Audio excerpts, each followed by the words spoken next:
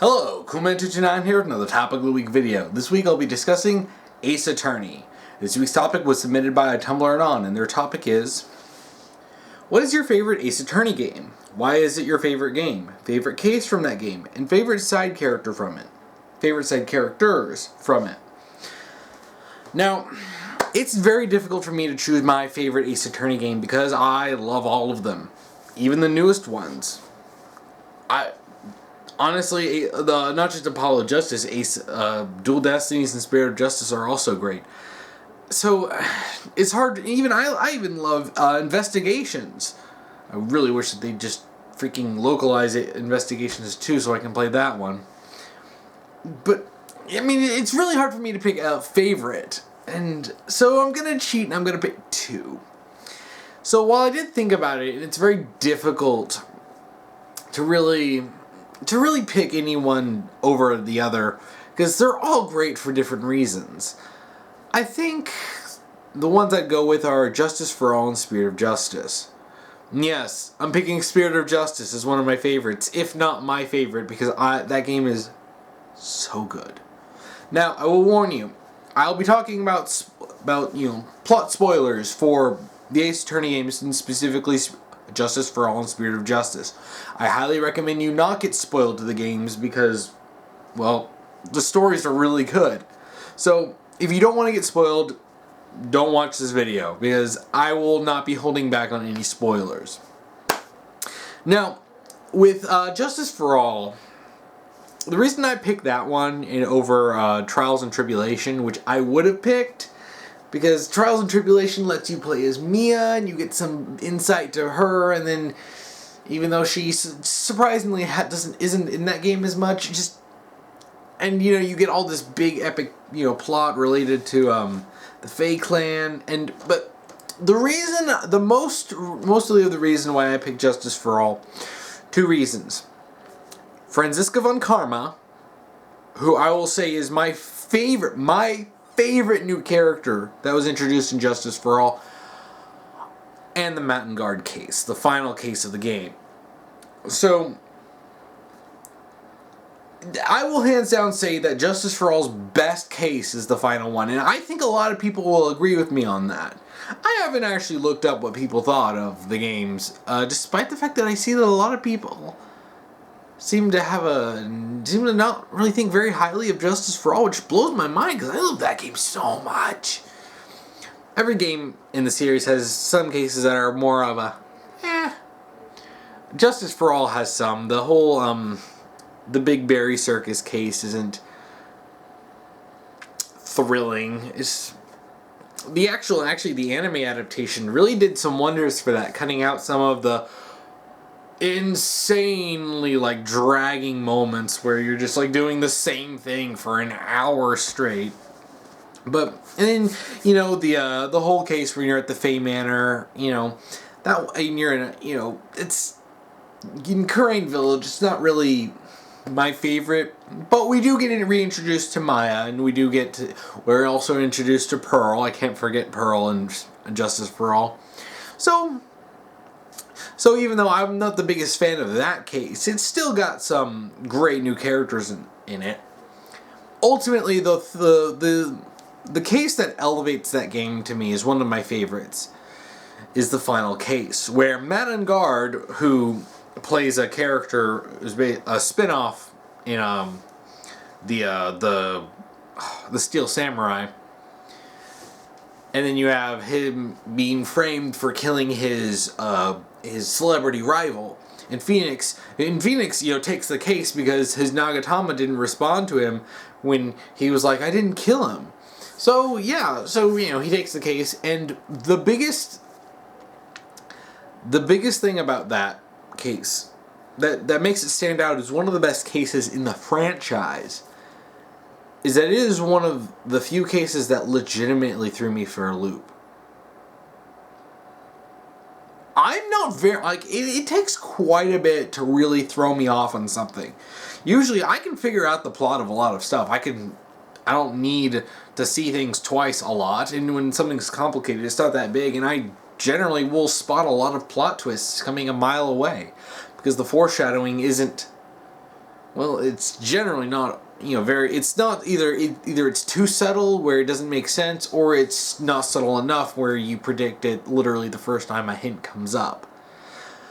I was legitimately like when it was revealed that Matt Ungard really is the mastermind behind this, and that he didn't technically kill the guy, but he hired an assassin.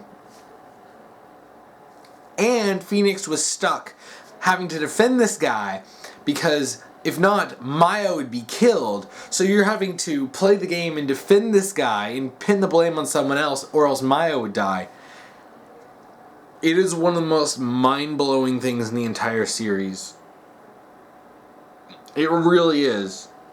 Like, going into the series, I came into the series very late, so I knew a few things, but I didn't know, I didn't know much of the plot. I knew more about Apollo Justice, though, than I knew about the original trilogy, but, whew, that was a big moment, and it was, because I was absolutely 100% convinced that this guy was innocent.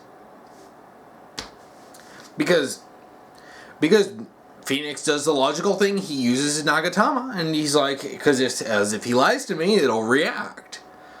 But he didn't technically lie. When he says I didn't kill him, he didn't. He just hired an assassin.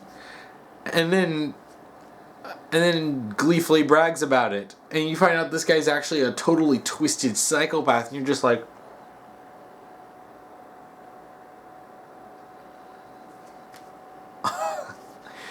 that blew my mind. And it's actually really stressful when you pin the blame on his manager, Adrian.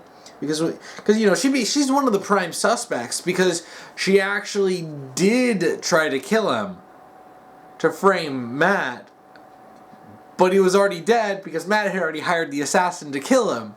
And then you have this whole multi-layered web of bullcrap that's going on, and then you're just like, and it's so interesting because you don't really expect that level of insanity from Ace Attorney. Because if there's one thing that you can always say in an Ace Attorney game, almost 99.9% of the time, is whoever Phoenix is defending is actually innocent. Because if not, if you were constantly defending criminals and people who are actual murderers, you wouldn't really feel very victorious playing the games. But a lot of them, they're all innocent. And you play through Ace Attorney, and you play through Justice for All, and okay, everyone you defend is innocent. And then you get to Matt and Guard, and while he seems a little sketchy, you think, he just seems mostly like a bozo, who's just one of those idiot, celebrities who's more beauty over brains. But no, oh my gosh. And then when you're stuck actually having to defend him and pin the blame on Adrian, and you know that that this is wrong, but if you don't do this, Maya will die.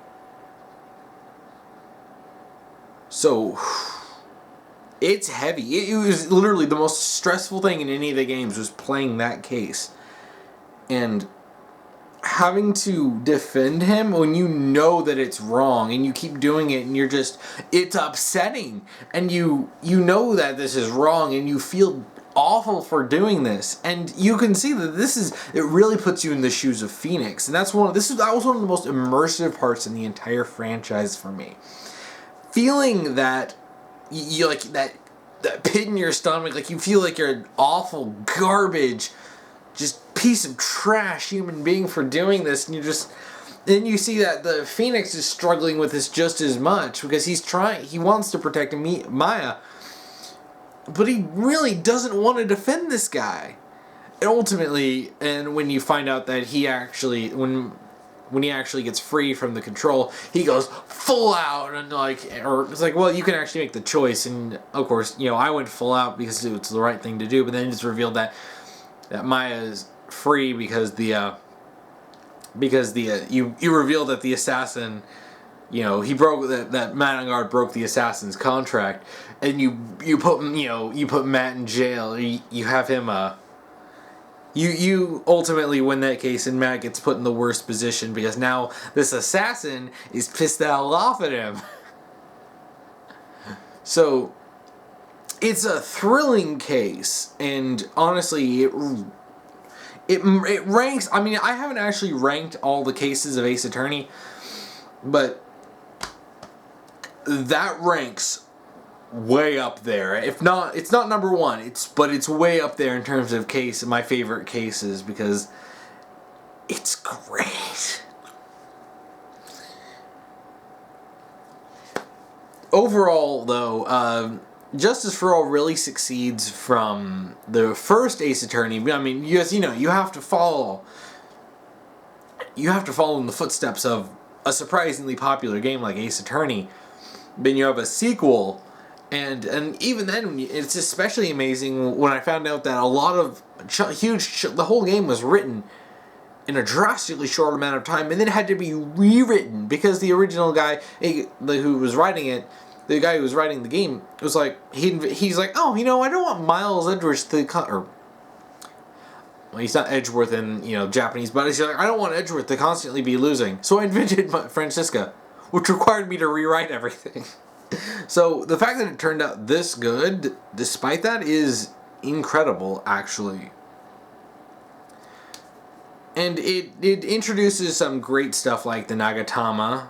And it's funny when you really think about it. That wasn't, it's a staple of the franchise now, but it wasn't part of the series initially. And we're introduced to Pearl Faye, who's adorable and wonderful. And we're introduced to, other members of the Faye clan, like Morgan Faye. We get Mia again.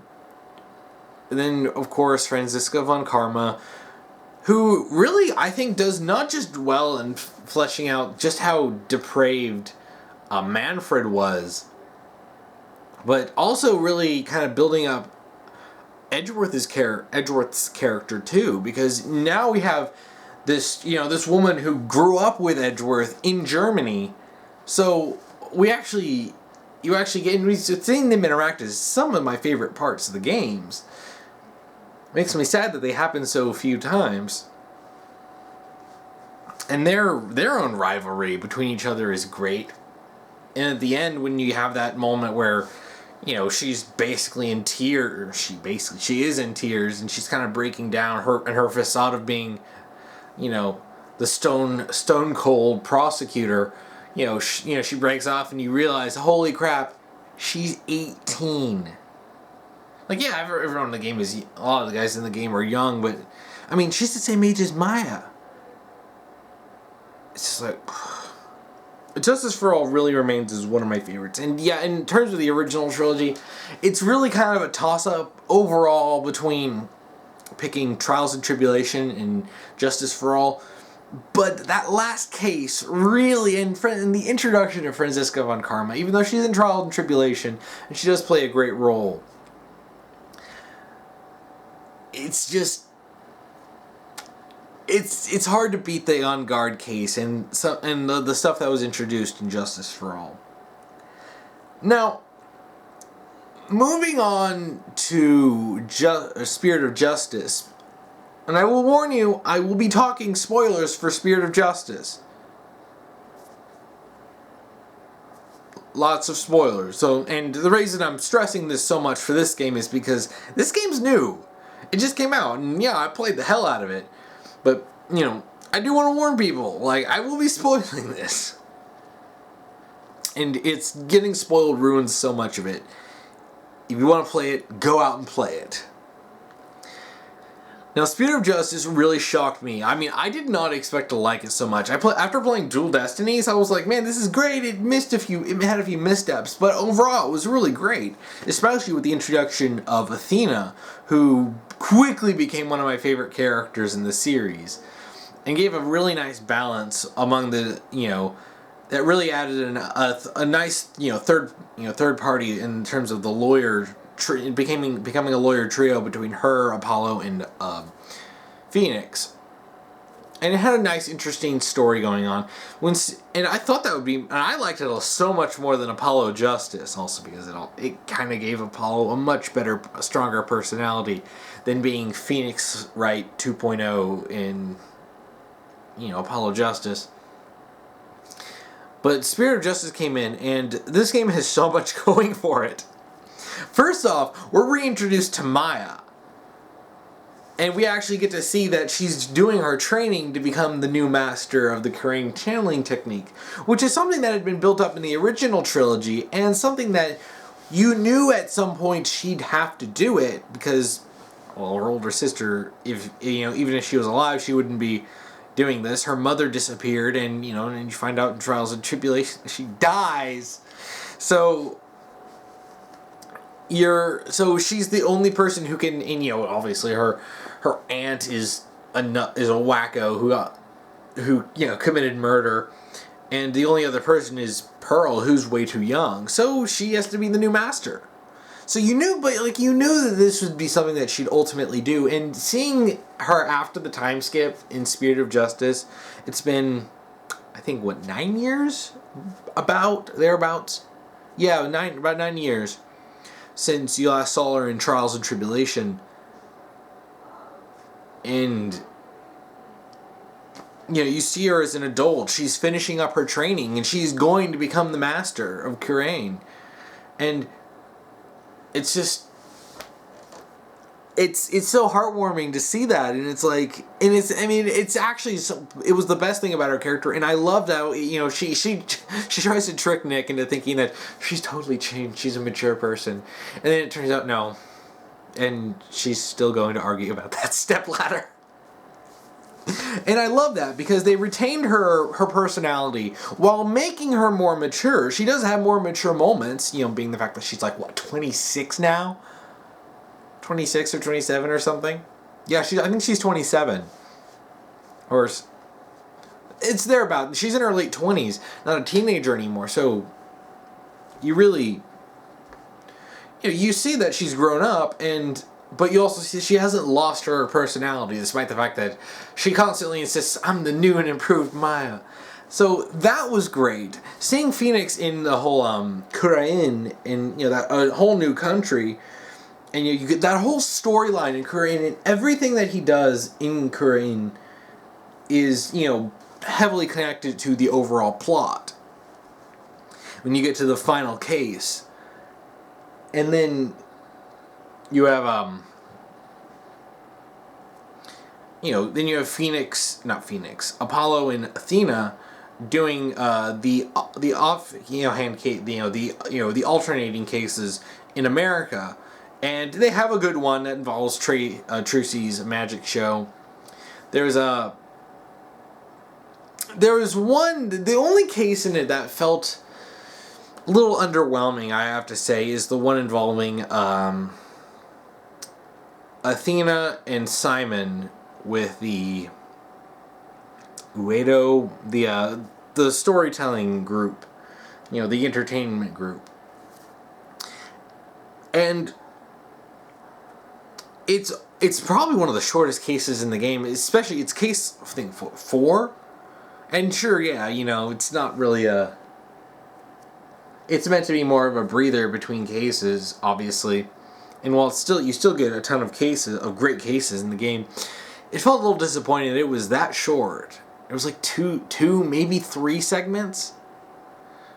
When other ones are at least 4, 5, 6.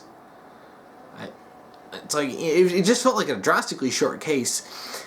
But it's the main saving grace of it, aside from the actually interesting story and characters, is the fact that you have Athena and Simon on the same side now, and they're banter back at each other very much.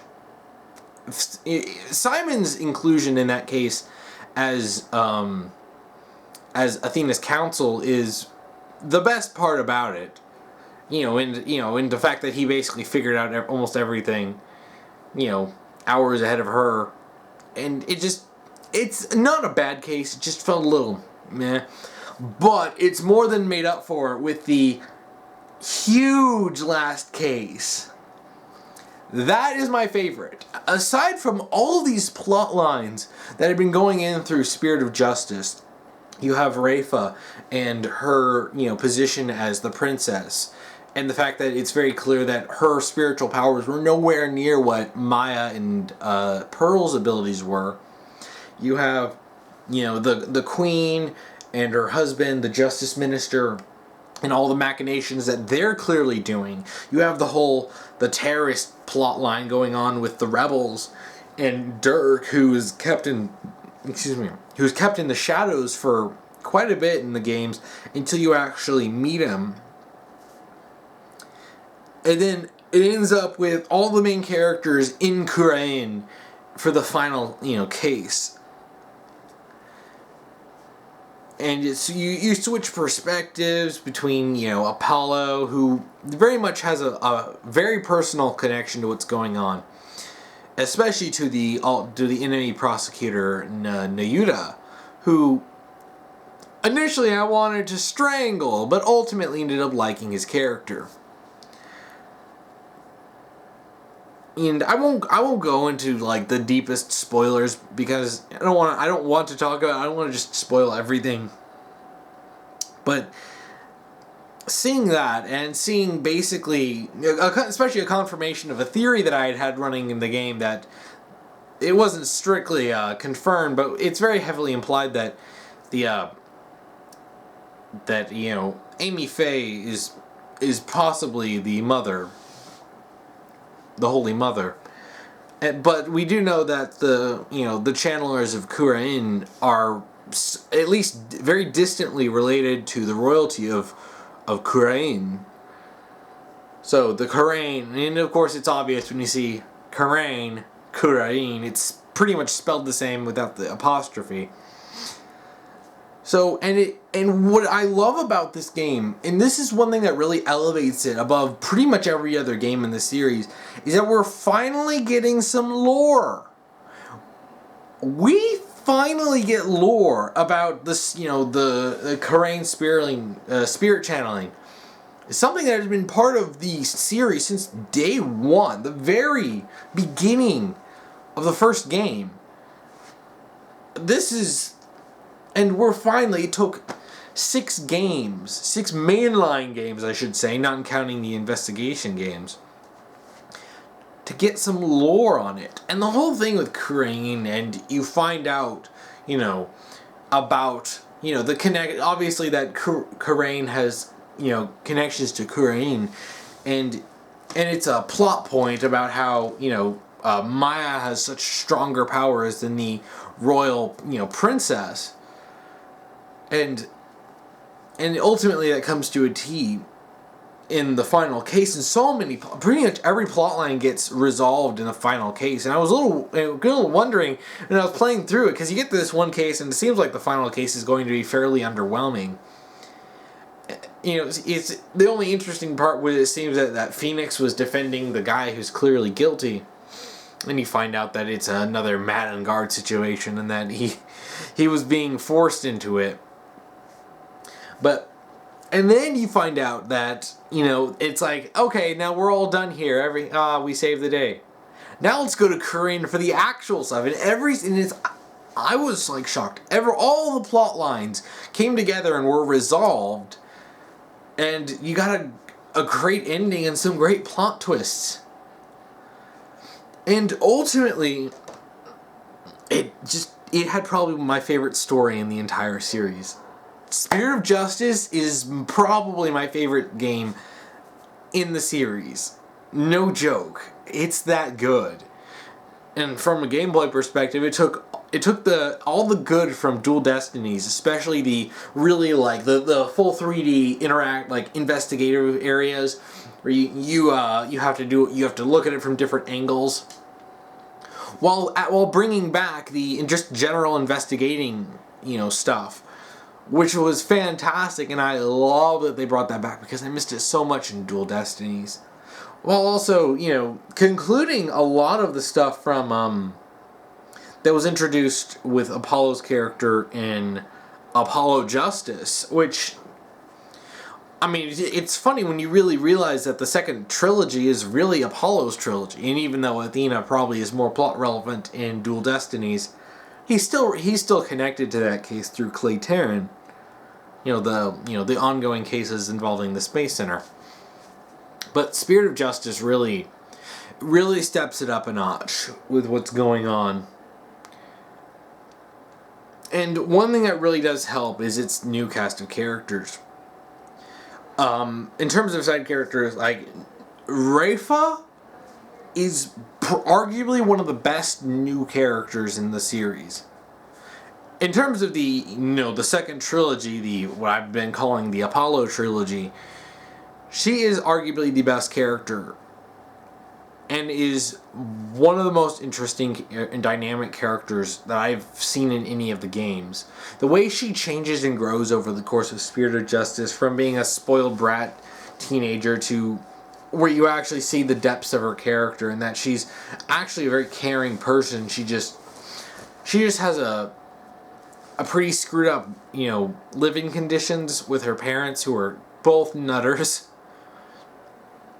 Neuta, who I hated him at first, and I feel like he was still probably the douchiest of all the prosecutors, and I mean more so than Franziska, and way more than Goddard. Like, I mean, I think he's a better character than Gavin, mainly because I just couldn't stand Gavin even through the end of Apollo Justice. Though him coming back in Dual Destinies was a pretty decent appearance. But yeah, he ended up having some great character growth. The whole cast of characters. Albie is a great character. He's funny. But one of my favorite things that I did is they brought back Emma, and Emma is finally a forensic detective. She finally gets to be what she wanted, and it's also with like with Maya. It's something that was introduced all the way back in the first game, well, the DS version of the first game, and it's like we know that she wants to become a forensics expert, and she finally achieves that. And yeah, she does have some crap having to deal with Neuta's douchiness, and it was like just seeing her being so happy about it. I'm just like, that's so great. And they brought her back from, she was in Apollo Justice, but bringing her back as a forensics detective it was so satisfying to see that. And even the DLC case for Spirit of Justice, which does frame itself more within the story than Dual Destinies DLC case did, which is more of a, hey, yeah, it happens sometime during the games. Spirit of Justice's case, Turnabout Time Traveler, does take place after the main story, so it doesn't feel as jarring. It's like, oh yeah, we're going back in time. But, excuse me. Which is overall a very solid case. Which brings back Larry Butts, and I'm hoping that they bring back more characters like Gumshoe. Gosh dang it, I want to see Gumshoe again, and I want to see Edgeworth more, and I want to see Franziska. Franziska and Gumshoe are really the ones I want to see the most in the new games. But that's besides the point. And in terms of side characters, Spirit of Justice does really good job, and I do think that overall the new trilogy did do a really good job with its new characters, and the fact that they didn't strictly rely on the older characters just because they're popular, and I do appreciate that. But I do want them back. I want to see Edgeworth again. I want to see Franziska again. Them being mentioned on occasion is not enough. But yeah, overall, especially in Spirit of Justice, really, the new characters that were introduced in the supporting cast is really strong. And the personal stories that a lot of them bring, because you find out Rafa and her connection, to Neuta's connection to Apollo's connection to Dirk, and then you see all this stuff that's going on, and you find out these stories, and oh, it's so good. And honestly, I'm not even going to spoil the best or most, biggest reveals, because I haven't even scratched the surface of the actual story. And if I did, I'd be talking for hours about it, because it's so good. I don't want to I don't want to just gush about the game, but there's a reason why when some people ask me what my favorite game is, my first instinct is to say Spirit of Justice. And even like from a gameplay perspective, it incorporates a lot of, the series. We get, whenever Phoenix is playable, we do get, his Nagatama come out. So, and then you have Apollo's perceive ability, and then Athena's the mood matrix. So you get all of these together in alternating times, and seeing all this stuff, it feels like a culmination of the series, really, and it's a satisfying experience. It really is. But yeah, my favorite case of Spirit of Justice is definitely the last one, and it might be my favorite case in the entire series. So yeah, I think that's about it. I really love those games. I really love the Ace Attorney series. So far, it hasn't let me down. And that's kind of surprising, especially in an age where Capcom is mostly known for screwing over their own franchises. So, kudos, Capcom. Your Ace Attorney team is fantastic. Well, yeah. So if you want to submit a topic, just make sure to go on my Tumblr and send me an ask and do topic : then whatever topic you want me to talk about, or comment below on YouTube and just say what a topic you want me to talk about. If you want to watch last week's topic video, you can check that out here. If you want to watch next week's topic video, you can check that out here when I get that done. So, yeah, thank you for watching.